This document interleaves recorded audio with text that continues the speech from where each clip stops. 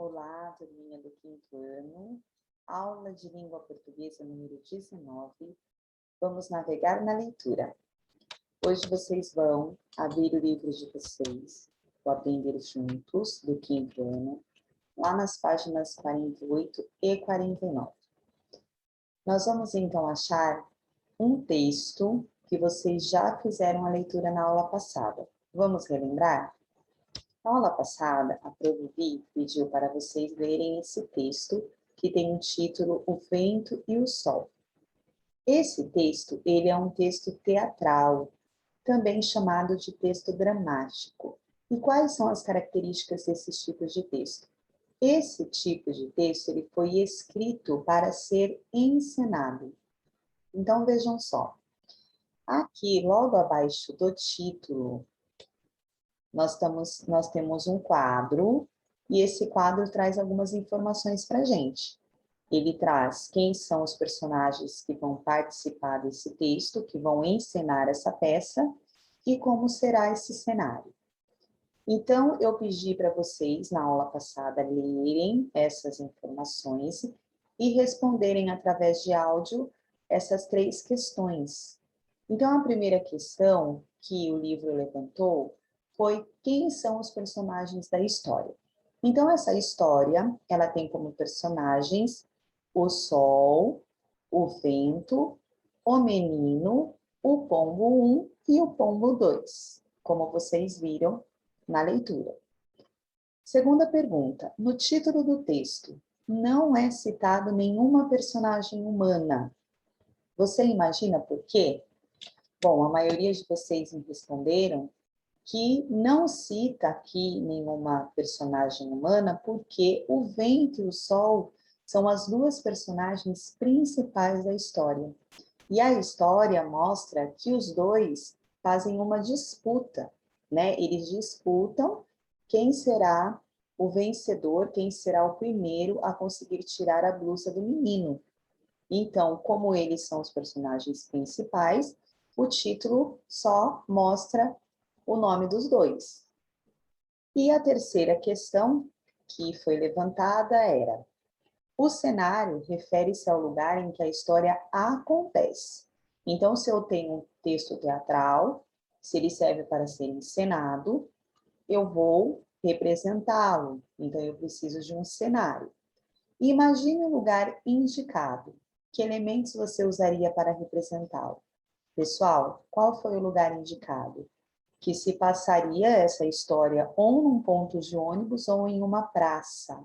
Então, se fosse para você montar esse cenário aí na sua casa, de um ponto de ônibus ou de uma praça, pensa bem, o que você colocaria para representar esses lugares?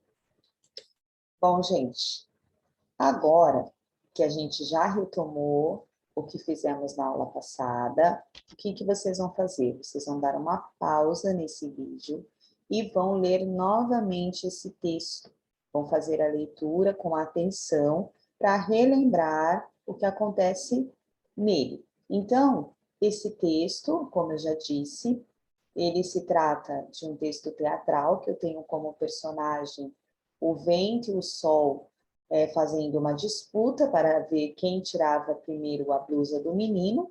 Tenho lá o pombo 1 e o pombo 2, que estão na árvore, observando a disputa do sol e do vento, e durante a história eles vão comentando as coisas que acontecem. Então, pausem o vídeo, façam a leitura com atenção, depois retomam o vídeo. Agora que vocês já retomaram o vídeo, vocês vão virar a página, e lá na página 50 nós temos o ler para compreender, ou seja, nós temos algumas questões que vocês vão responder de acordo com o texto.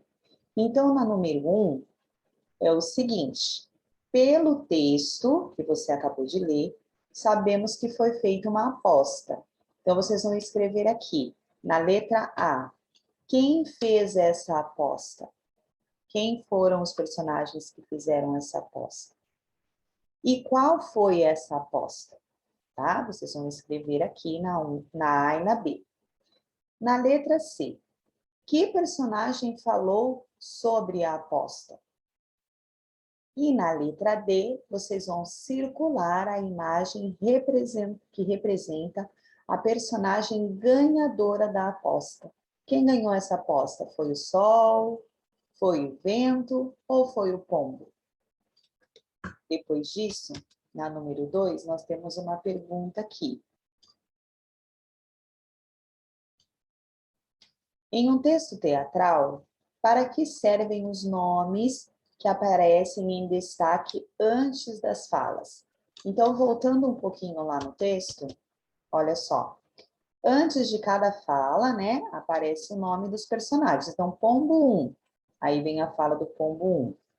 Pombo 2, a fala do pombo 2, né? Toda vez que cada um vai falar. Então, aqui, ó, vento, o que o vento vai falar, o que o vento vai fazer. Então, aqui na número 2, vocês vão me explicar para que servem os nomes que aparecem em destaque antes dessas falas. Por que eles aparecem? E, para terminar, aqui na número 3, há personagem sem fala no texto? Tem algum personagem que participa, porém em nenhum momento ele fala? Se tiver, quem são esses personagens? Escreva aqui. Ok, turminha? Então, a gente termina a nossa aula por aqui. Vocês não vão fazer as questões 4, 5 e 6, tá? Vocês vão parar aí na número 3. E assim a gente termina a nossa aula de língua portuguesa hoje. Tchau e até a próxima.